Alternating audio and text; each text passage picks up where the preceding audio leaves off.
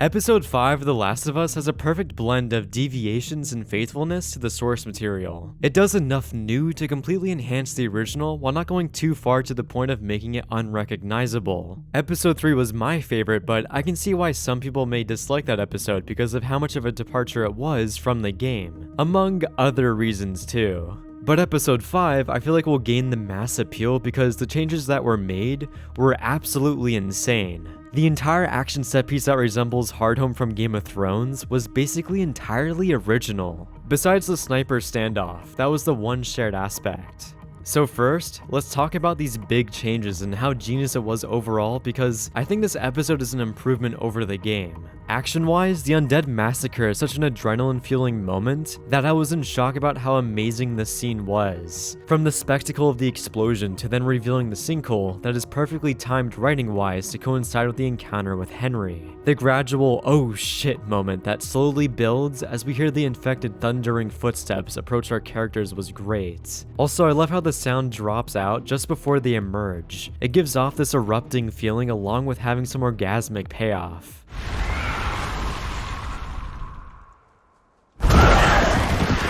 Then the absolute chaos that ensues when the infected start to swarm everyone is an action wet dream. Just having dozens of people laying into a horde of zombies with assault rifles is metal as hell, and further throws the excitement factor of this scene into the heavens, along with this portraying the infected as extremely powerful and menacing. That's something that I love about the show so far. The writers have been very particular as to when they have scenes with the infected so that they can preserve their intimidation, because if you have too many scenes of Joel killing clickers, then you start to lose the impact and scare factor of the undead since they don't pose much of a threat anymore. Like the first few scenes we have so far with them have all been terrifying and our characters are always on the verge of death. This feeling of no plot armor is outstanding and feels rare nowadays, because it's really hard to realistically raise the danger while not compromising the logic and having your characters actually survive without the intervention of the writer gods. The only aspect within this action set piece that relates to this point that partially bothered me was the fact that Joel never missed the clickers. All of these shots seem pretty hard to execute, especially since he was having trouble earlier, but I can buy it because it's definitely possible for Joel to succeed here.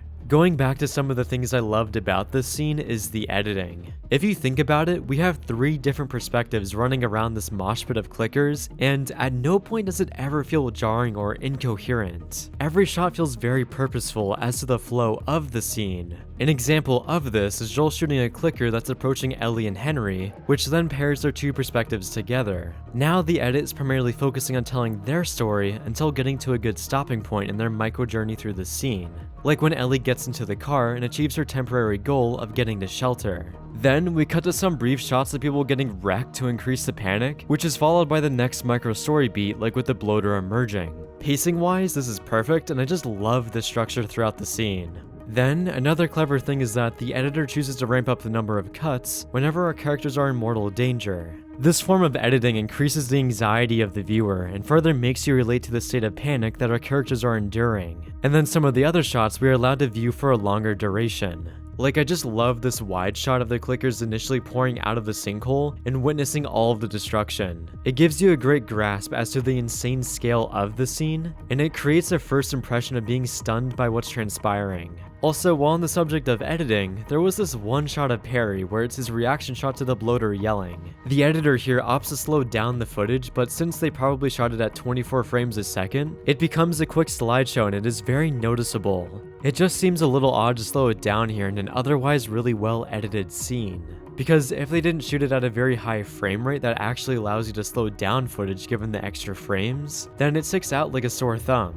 Looking at some other key moments from this scene, I love how the bloater is introduced here in the show, because in the game, it was introduced on completely different terms and also much earlier in the story. I would talk about it a bit, but I feel like that would just be spoilers for the game at this point. However, the terms in which it's introduced in the game I don't think is as crazy or as grand as it is here in the show. The execution of the bloater was perfect, and the entire essence of him being like a leader of sorts reminded me of the Night King during Hardhome. The sound design of his bassy roars were chilling, and the fact that they brought in the death animations into the show, where he ripped Perry's head off, was a nice touch. Another standout moment to me was the child clicker in the car with Ellie. Like, you think that this scene couldn't get even more tense, and then we have this little isolated encounter as this demented clicker is folding over seats like a noodle. Then the fact that the same clicker ends up killing Kathleen is both a great action and writing moment. It's deeply ironic how she was threatening and wanting to kill the kids to then getting killed by one, along with her ignoring the festering issue of the clickers in the tunnel in the pursuit of Henry, so it ends up biting her in the ass. Narratively, I think Kathleen was done great justice in this episode. She wasn't very compelling in the one prior, but through her backstory of finding out that her brother was originally the leader and that responsibility was kind of passed on to her makes sense. Along with her essentially fitting the mold of being a ruthless leader and not being afraid of killing people. It just made her first scene feel a little contradictory, where she's breaking up when faced with killing this person she has a minor connection to then condemning all these people to die. I know she doesn't have to kill them herself, but she's still the one who's ordering it. Also, this moment where she's trying to question these prisoners feels like she's speaking with the same cadence of a kindergarten teacher addressing their class when they did something bad.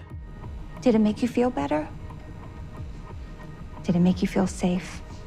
How does it make you feel now? So, I still wish they made Kathleen a bit more intimidating because the writing surrounding her character is really solid in the larger context. Like, giving a perspective to this group was a great way to have a better action confrontation at the end of the episode, and one that had significantly more payoff. That's one of the biggest improvements so far from the video game. I know some people were annoyed that the last episode had to do some actual build-up that requires time, but I think it was definitely worth it in the long run. And the idea that people were floating that these two episodes should have been combined, I don't think would have worked for two main reasons. Firstly, the last episode had a great endpoint for Joel and Ellie's relationship, and Henry showing up was a good cliffhanger opportunity. The second reason has to do with Henry's perspective prior to meeting Joel. If you were to jump to this flashback right after this confrontation, it would have felt much more jarring than having it separated by two different episodes. Because episode 5 is more about Henry and Sam than it is about Joel and Ellie. Joel and Ellie are still definitely prominent, but the writers opt to give more development to Henry and Sam so that their depressing and heartbreaking demise hits even harder. Like, you may identify their opening scenes as not really being integral to the plot, but I think they were necessary in setting up the bond between these two brothers. The scene in the attic where Henry tries to brighten up Sam's mood was very wholesome and instantly makes you love them. I adore how the music here is able to flourish uninterrupted audio-wise because these two characters are communicating via signing. It allows the music to resonate more with you, and deaf characters I feel like have to rely a lot more on facial and bodily performances, which is the root of acting, and I love that. Making Sam a deaf character was a brilliant change, and as I said in the behind the scenes, this aspect makes Sam even more reliant on Henry. It's a quick and efficient way to bring them closer together, and it works with no faults. Although, I wouldn't have minded if they leaned a bit more on Sam's deafness within a zombie apocalypse. Like maybe having a moment where he's approached by a clicker without him noticing and having to be saved by Henry or something. But regardless, Sam and Henry were still flawless throughout the whole episode. Not even in terms of writing, because they both did an incredible job in the acting department. Lamar Johnson as Henry in particular really blew me away. Every scene he was in, he was very charismatic, and he always had this air of innocence to him. He's very honest and genuine, and Lamar Johnson has a warm factor that exudes from him in almost every moment. He just comes across as so likable and relatable to the point that you're always sympathizing with what he has to say. Also, the writers even gave Henry more of a backstory here to further humanize him. Expanding Henry's backstory and entangling it with Kathleen's is much more interesting than what happens in the game, because there, it was basically just writers driving out Henry's group. However, in the show, the writers make it to where Henry has to make the choice to either rat out Kathleen's brother that leads to his death, or choose to get some essential medicine for his brother. This was very smart and doesn't compromise his character, because anyone in this situation would choose to protect their younger brother, and on the flip side, if someone was responsible for your brother's death, you'd rightfully want them to pay. This makes for a good parallel between these two characters, and it's surprising that Craig Mazin basically came up with this on the fly from how deep this is. I just love how in almost every inside the episode, Neil Druckmann is constantly like, ugh, I wish I wrote that into the game, and is constantly praising Craig. This kind of bond between the original writer loving the work of the new writer and not being overly protective is a great pairing that further leads to an unbelievable result so far. Along with giving Neil Druckmann the ability to revisit his past work and make it even better since he's had a lot of time to reflect on it and think of what can be improved. Before going into the final scene, I'll highlight a few other of my favorite moments to delay the inevitable sadness that comes with talking about the tragic ending. One moment that made me burst out laughing was Joel's asshole voice moments. It really comes out of nowhere with how funny it is, and is even better when Joel says something else that shows the fact that he's still really tense. And then one last moment that I'll highlight is the gang finding that underground classroom. This scene has a lot to offer because it allows the innocence of Ellie to briefly resurface, because at the end of the day, she's still a kid. This aspect about her character coming out is really nice to see because Ellie is a naturally tough character and she is able to express herself from a more whimsical internal perspective. Which this allows for some great bonding moments with Sam to make his death that much more sad for Ellie and him.